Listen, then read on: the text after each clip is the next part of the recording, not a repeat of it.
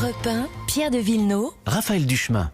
12h41 sur Europe 1, la France est, vous le savez, toujours engagée dans l'opération Barkhane au Mali. Mais voilà qu'en l'espace de 4 jours, Pierre, 2 soldats français ont été tués. Oui, après le décès du brigadier Dmitro Martiniuk vendredi, c'est au tour du première classe Kevin Clément de tomber sous les balles. Tous deux faisaient partie du REC, le régiment étranger de cavalerie de Carpiane. Didier François, qu'est-ce qui se passe précisément dans cette région ?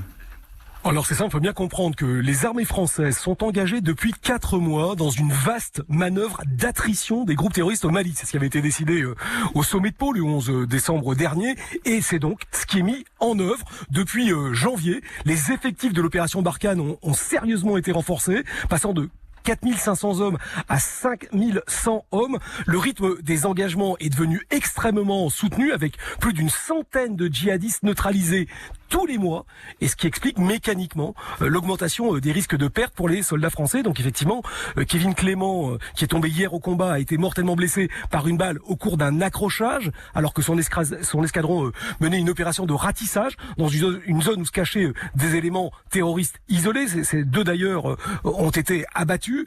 Son camarade légionnaire, Dmitro Martiniuk, lui est mort de ses blessures à l'hôpital de Percy il y a 3 jours, après avoir sauté sur une mine artisanale le 23 avril, dans le même type d'opération. C'est ce que les militaires appellent des actions de harcèlement zonal. Ça consiste à débusquer les terroristes au cœur de leur bastion, à détruire leur camp, leur cache, saisir leurs armements, leurs carburants et puis éliminer leur chef pour réduire leur capacité à nuire. La zone visée d'ailleurs n'est plus le nord désertique, vous savez, Gao, Tombouctou et Salit, où était installé Al-Qaïda au Maghreb islamique au tout début du conflit en 2013. Cette zone-là, elle est assez bien nettoyée. L'effort aujourd'hui porte sur la région dite des 3 frontières, qui est à la limite entre le Mali, le Niger et le Burkina Faso. C'est là que s'est incrusté un nouveau groupe, l'État islamique pour le Grand Sahara, et il s'agit de le réduire.